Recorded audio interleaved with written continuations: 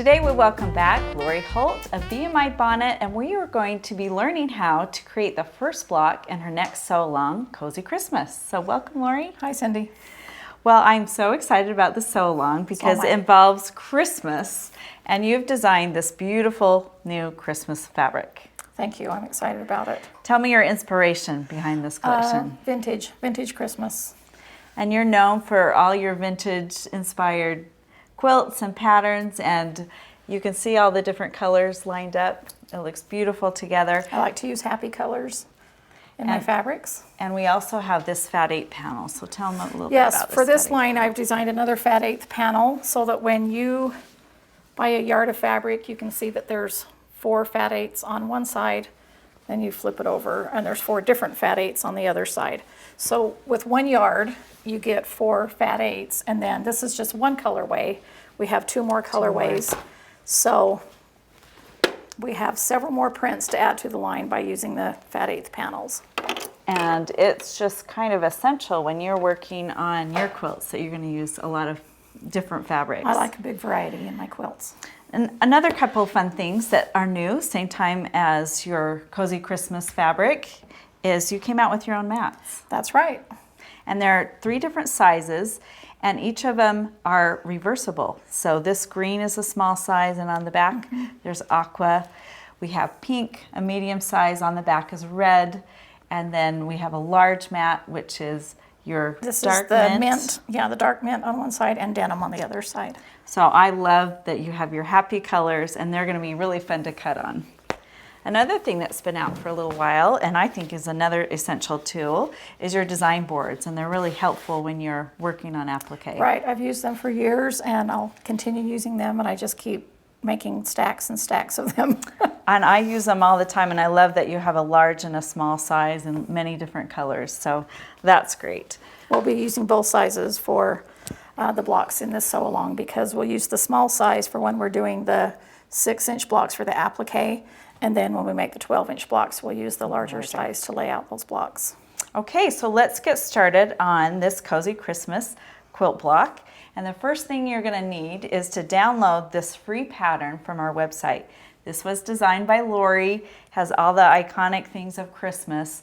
And you go to our website at RileyBlakeDesigns.com, click on patterns, and there's an icon that says sew along. And click on there, and there will be the free pattern that you can download in a PDF format. It has all the supplies you'll need, instructions, but we're going to show you how to create the first block today. So the supplies that you'll need is the pattern, and then you'll need the Sew Simple shapes. This is my second set of Sew Simple shapes. It's called Cozy Christmas. Of course, I designed them for this quilt, and they're all Christmas shapes. And you'll need these with the free pattern so you can make all the icons in the quilt. Another essential supply is your sew-in interfacing.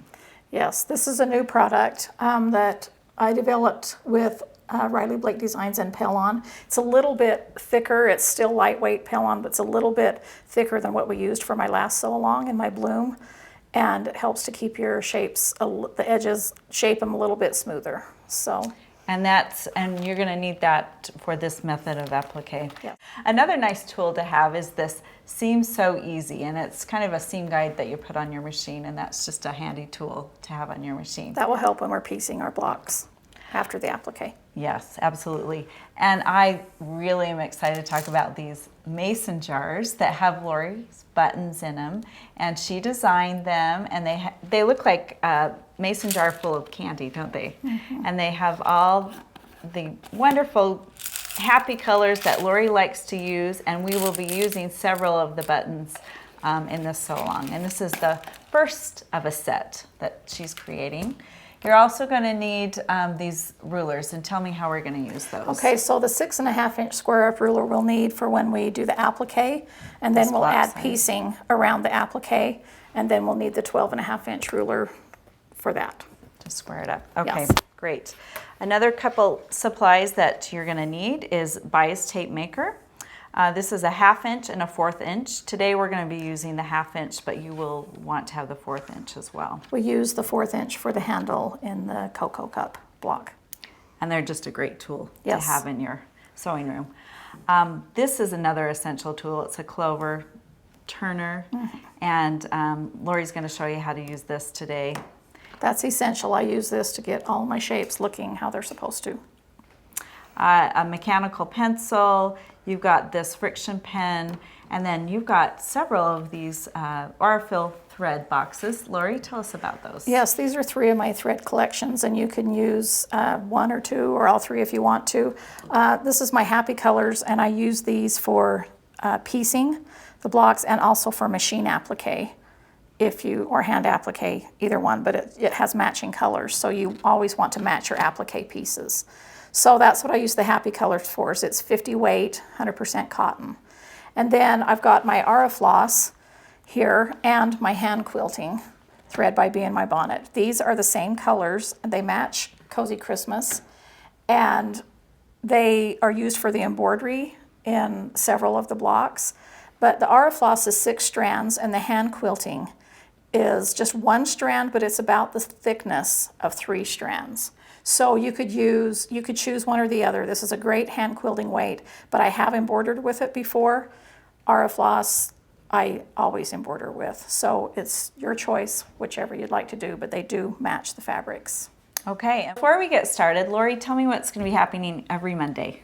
Okay, so each Monday we'll be working on, there's 12 blocks, so we'll be working on a different block, going in order, starting with block 1, ending with block 12, and each one I'll be doing a detailed tutorial on how to make each block, different hints and tips, talk about embroidery and the buttons and things like that for separate blocks.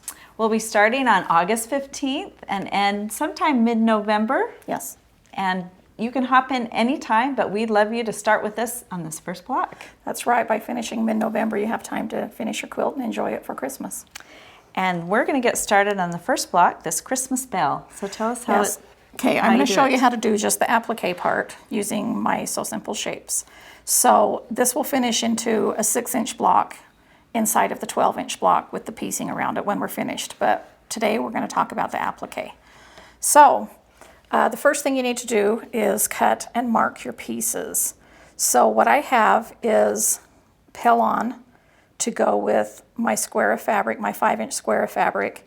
And I've already taken my you've used your B18. I use a mechanical pencil, and I mark on the Pellon always. Sometimes if you are afraid you won't be able to see the lines, you can use like a friction pen that's a little bit darker and a little bit thicker. But this is our stitching line, so you don't really want it to be too heavy, and because it could show through the seams. And so I just cut a piece of Pellon to go with every piece of fabric, and then again, trace it onto each shape. So these are the shapes that we'll be using for this block: B9, B6, B18, and B13. But Cindy, I'm going to show you how to trace these on, or why don't you trace them on if you want to use the friction pen so they can see what that looks like. So we need 2 of these, and one needs to be reversed and one needs to be regular. So when you trace the first one on, just make sure that the printing is right side up. And then just go ahead and trace all the way around the outside, right onto the Pellon. And I like to use this little cutting mat by Sue. Sue Daly? Yeah, Sue Daly Designs, because you can always turn it if you need to, but I really like the tooth of it. You know, it kind of holds your pieces so that they don't slip. So for the next one, because you want it reversed, you just need to put the printing side down. And that's all you'll need to worry about. This B13 shape is used in several of the blocks, and so you'll have to reverse them most times. So just like remember, it's making your little yes, tails anytime you reverse. Okay. Okay, so once you're traced, then what you're going to do is take your piece of fabric and you're going to put your Pellon with your traced side up right onto the right side up of your fabric, and then you're going to sew right on your line. That's how you get the exact shape of the template, is by tracing and then sewing exactly on the line. We'll trim seam allowances after. So when you start sewing, don't backstitch, because that can cause bulk where you don't want. And you also like to use an open-toe foot, don't you? I do use an open-toed foot. I like to see where my needle goes in at all times. I use a regular stitch. Don't use too small or too large. Both could gather up your Pellon. Okay, we are ready.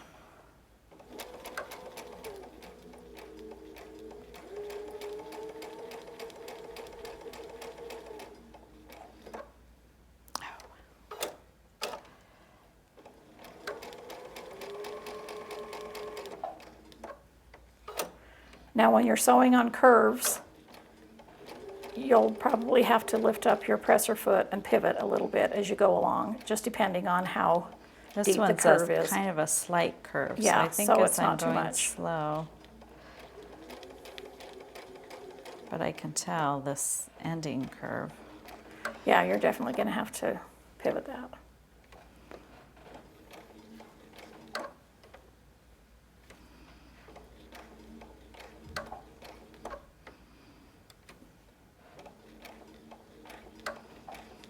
So then when you're getting towards the end, just overstitch where you began stitching by about 1/2 inch, and that will keep it secure for when we turn it right side out. But that's what I do instead of back stitching, just to keep it nice and smooth. Okay. Okay, so then after I've sewn around all of those, and you can go ahead if you want to and Just keep sewing along. keep sewing. After I sew on those, I clip off my threads, and then not on the pell-on side, but just on the fabric side, I just do a press. I don't iron back and forth because I don't want to distort it, but I just give it a press to kind of set the stitches and make it a little bit smooth. And then I trim around it by approximately 1/4 inch. It doesn't have to be exact, but you don't want to trim too small. You've got to have a seam allowance in there a little bit to work with. It's going to be bulky at this point no matter what, no matter how small you trim it, so don't trim it too small. Then we're going to go ahead and do that with all of these pieces, but I just want to quickly show you. What I do is I take a small pair of scissors. I don't like to use larger for this because it's too easy to get out of control, but I just kind of snip into the pell-on only, a little teeny snip, so that I can get my scissors in there. And the Stork's scissors are perfect. Yeah, for little this. embroidery scissors are nice. And I usually cut like a little X behind everything, but because this is a long skinny shape, I'll just do 2 little snips just to give us enough room to open. Now in this piece, we don't have to worry about this for any of these other shapes, but in this piece right here, you'll need to clip your inner curvings, because if you don't clip them, it's not going to lay flat. So what I do is I just do a few clips along here, and I just do 1 clip right to the thread.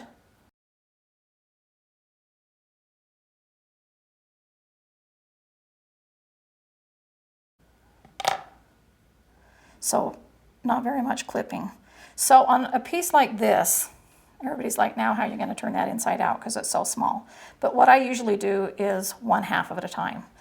I'll take the bigger half and just get it started. Then here's where my turning tool comes in.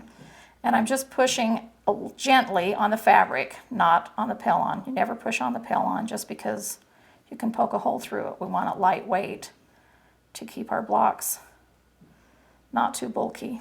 And then, so you can see how I nice just corners. push those out. But when I say push, I'm just kind of pushing a little bit at a time, so I'm not poking a hole. Underneath the seam. Definitely underneath all of the seams. I'm never poking into my pell-on. I'm not even poking into my seam allowances. It's just on the outside of that fabric. And all you really have to do is just, once you get there with that little point, you can just push and it comes right out. Now once that part is done, then I can just kind of turn this a little bit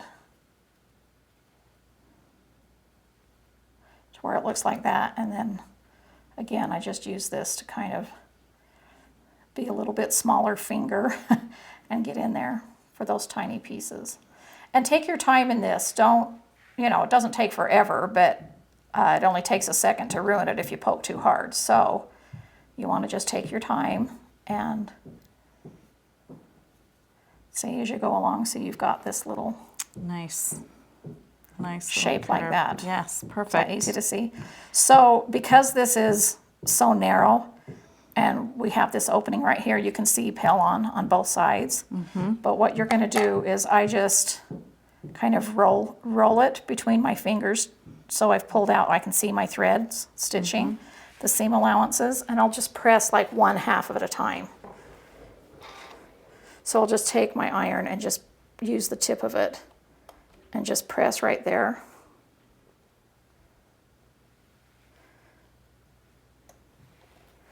And then I'll work this side and do the same thing. And if you need to, you can use your turner to press that out. And then when you get the shape that you want, you just press it for a few seconds. And there you go. It's all ready for applique. And we just have to repeat that? Yeah, we just several repeat different that times? with every shape. Each piece goes to a piece of fabric, and I detail that every week. So All right. I'll give you the measurements. Want to hand me all the pieces and we'll just put them in a lineup and Okay, sew. let's do this.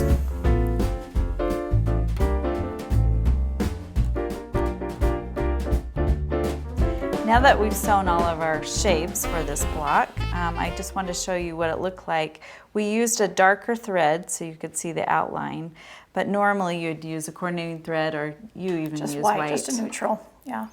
So tell me about stopping and starting. I wasn't quite sure whether to start and stop on a corner or on the side. No, I don't ever do it on a corner because that's too bulky. So you can just start anywhere because we're just gonna sew over. I can see you started down here. And then when you start and finish up, you just over sew by about a 1/2 inch. And that reduces bulk. Okay, so I'll trim around this and give us your tips on making the perfect circle. Okay, so here's the circle that's sewn, and I've cut my X out of the back. So all you do, I just turn it like this, kind of push it out a little bit with my fingers and get it shaped that way. You can also roll the edges. And so before you press, the pressing is the last thing you want to do. You don't want to start pressing this and then trying to shape it and then pressing it, because if you just press it now before it's a perfect circle, see how you can see all those little bumps in there? If you press it now, that's how it's going to stay. So this is the point where you want to use your tool to get those little bumps out. And so from here, there's a bump here and a bump here, right? So what I do is, again, I take this and I go under into my fabric, and see how I just pinch it between both fingers, and I'm just stretching that outer fabric. You're just arching it. And see, there's so. I've got that out now. Then I go on to the next one. When there's little bumps there, I just go in between the two bumps, and I'm not doing a lot of pressure. I'm just doing it several times with just a little bit of pressure, and that cotton has give right there. And so it actually, you're pushing that cotton piece out and you're reshaping that so that your stitches show on the sides all the way out. And I think it's important to note, as slow as I went around the circle, you're not going to sew a perfectly round circle. No, you just try the best you This is can. how you're doing it, is Right. making the perfectly round The circle. first step, obviously, is trying to sew right on the line, Yes, that doing you've the very traced. best you can. But that's really super hard to do. And then as you get to each little tip and valley, you can see that I'm not going like this to push it out. I'm actually moving my turner at the same time that I'm applying pressure. And just shaping that edge. And I just turn it until I get all the way around. And then I look at it again and see, okay, there's one little spot there I need to fix still. And again, just into the fabric in the front, not into the pellon or even into the seam allowance, just the fabric. Okay, so now we'll just bring it over to the iron and press it. And again, you don't want to iron this back and forth, you just want to press it. You've already shaped it how you want it, so you don't want to distort it. And you always press it from the fabric side, not from the pellon side. So there we have almost all of the pieces pressed. Cindy's just turning that one. And we'll get that pressed. We can put our shapes away for next time and start working on finishing up our Christmas bell.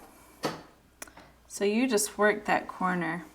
Yeah, I just kind of push it out, but not really super hard. Like, you just want to be timid with it. Just kind of try it out and see what it's going to do, and little at a time. we did your bloom quilt. So, and I remember this is getting easier the more I do Yes. it. And this pell-on helps too. The new pell-on is Yeah. just a little bit stronger. Yeah, it does seem to work. Okay, so now we've got that cute little bell shape. Now when you have a shape that's this big, you might not want to just go like this on the whole thing. You might want to do the bottom half when you know you have that pushed out, and then turn it around and make sure you have all that top pushed out before you do that. And then you've got the bell shape. So now we can assemble our pieces for applique. So the first thing that we need is our background square, and for these we're cutting them all 7 inches. We're using the Peony Solid, Riley Blake Designs Peony. And so we just want to find the center of this block, so we just fold it in half. Easy way to Just want to give it a center quick your press. We don't want to pieces. use steam on any of this at all, any step of the way, no steam in the iron. So now we just have a little mark there. And you can look at the picture in your pattern to see how it's assembled. But this circle, you can look at your circle, and if you have a part that you think looks the smoothest, that's what you want to put underneath, because that's what's the only part that's going to show. So just kind of sort of lay them out there, and then you can kind of start placing them by centering them. But there's your bow parts. Here's your bow ties. And that's just kind of on an average of how it's going to look. But I like to use a little ruler. And because we're going to be trimming this block down by a little bit, you want to make sure that your block doesn't grow. You don't want to put your bows up here and down here, because you still have to trim them down, and then you still have to sew 1/4 inch. Yeah. So I like to put mine from the edge at least about 3/4 inch for this block. And on my blog I do detail, you know, exactly And where I to loved place how them. you did your so long. Yeah, Each just so you block didn't had have a to little wonder. tip. Yeah. So I just measure 3/4 inches from the edge, because I know that I'll be trimming off about 1/4 inch when we square up the block, and then I'll be sewing 1/4 inch seam allowance. That will still leave 1/4 inch space between. So that's what I kind of start with, is what goes on the top and bottom, the bell. I'm going to turn that because And do you I want that fabric to be straight, do because that's how I am. applique each piece? No, I No, you do it either all at pin once? based or glue based everything, and then Okay. I just, but you can if you want to, but you don't need to applique the whole top half of this. You're only going to do this, and I'm going to be using yellow thread for all of it. So I'll probably just start here, go all the way around, and then continue around there. So I would either glue base these down with your glue base that you like, or pin them down. And then again, when I lay these here, I'm going to take my ruler at the top, because I want it 3/4 inch down. So it is going to show the top of this bell when you lay your bow out. But remember, we're going to put the bow center down. I'm going to show you how to do these. And we're going to do a little square for the bow center. So this is the point where I just look at them and say, okay, if this tip is touching here, then I want this tip to touch here, you know, just kind of even things up a little bit. Eyeball it a little bit. Yeah, and then I would just glue base these or pin this right here, so that you can lift these up each tie. And because we did them reverse, you know, this is just the part where I'm just making sure everything's centered where I want it, and I usually lay it out before I do any basting at all. Okay, so at this point I would applique everything and save the little knot that's a little square, see right over here, made out of the gingham fabric, until last. So I would just applique everything, and then I'll show you how I make that little knot. It's just a tiny little square, so obviously I couldn't do a so simple shape that small. Yes. So I'm going to show you how we use the bias tape maker. So here's one I already have finished from when I did here. Okay. So that you have 2 edges turned under already, so that's a good start. So how I like to do this is I just cut it like across the length of the fat 1/8 panel, and then I like to clip a little point. And then what you're going to do is feed that point right there. I cut mine an inch wide. The package will tell you to cut it wider, but I don't like it that wide for what I'm doing, so just cut these an inch wide whenever you're doing this. Inch wide for a half an inch. Yes. Finished.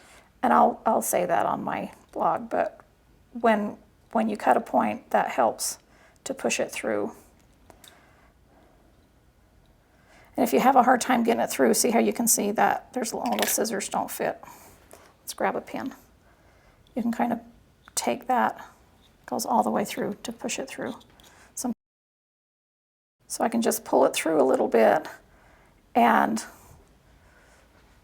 most people or the company likes you to do it this way and start pressing and pulling it like this, but I like to turn it around and do it on this side so that you don't get a little crease in the middle. I find that if you press on this side and just pull it through, when you're finished, you come over and there's this big ridge in the middle. And I just want it to be smooth. So what I do is I turn it over and hold on to this little end here, and I just start pressing it from this side and pulling it out. I try not to touch the metal part with the iron because it'll heat up. But as you go along, you just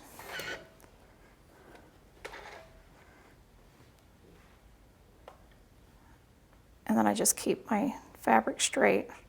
And what this is doing is I use this in my Bloom Sew Along on a thinner one for my stems, but it's nice when you need something that's 1/2 inch wide, like we use this for the trim on the cocoa mug. You know, it's already turned under. So this way you've already got a piece, like I said, 2 edges are turned under. So this one's already cool. Just let it cool. I usually just leave it sitting there so I'm not distorting it.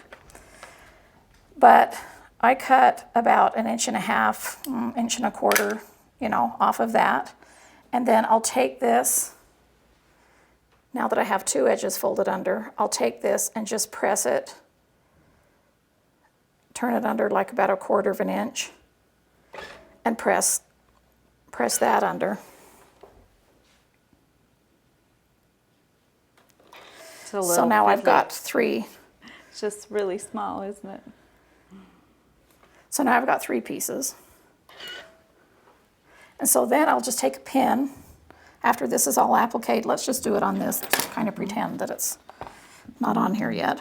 And then I'll just put that on there and see how I lined it up on the tip there. And I just stick a pin in right there at the very top part. And I'll just go ahead, whether I machine applique it or by hand, just start right here. And when I get to here, that's why I leave a longer tail. Then I just roll it under to where it needs to be. So it can end up being a square or a rectangle. It doesn't matter, just as long as it looks nice on your piece. And then you just continue going around. So it actually looks harder than it is because it's so tiny. But if you can just remember to leave one long tail, then that keeps you in, you know, leaves you in control of what you want to do. Yeah. So tell us the last part. Okay, so I traced on, I do all the embroidery before I start doing the piecing around it. So on the last page of the pattern, you have all of the blocks that require embroidery. And then I have little guidelines where to line it up to. So what you want to do is take this paper and tape it to a window on a sunny day, or use a light box so that you can see through your fabric. So what I do is just use these little guidelines right here. That's your bow. And so I can see my bow on those lines, and then I know that here's my 2 little lines that I need to trace on. I like to use a pencil, and then I go ahead and use, you know, 3 strands of floss. You can either use 1 strand of the hand quilting, or you can separate this and do it in 3 strands. And I just use a back stitch. And that finishes this block? That finishes this block. After the embroidery, I haven't done the embroidery yet, but after the embroidery is finished, you will need to bring it over here and press it from the back. Never press it from the front. It just gets too, you can distort it, and it doesn't look good. And for sure, you don't want to use steam at this point because you have all of these little pieces here. If you use steam, it'll shrink up, and those little pieces in between will be really wrinkly. So I just press it, and then that's when I take my 6.5 inch ruler, put it up here, use the lines to center everything on the design, and And you're trim good it to up, go. and then you're ready for the piecing And then the piecing you'll be teaching when? on the blog every Monday. Every Yeah. Monday. Yeah, I'll talk about the piecing, and all of the cutting instructions for that is detailed in the pattern, but I will have them on my blog as well. So we're going to have tips every Monday. That's right. About how to do each block. You're I will. also going to show on the blog how to do your piecing borders. Yes, all of the piecing, cutting is in the pattern, but I will detail that as well on my blog. So join us this month and all month long into November as we learn to make this cozy Christmas quilt.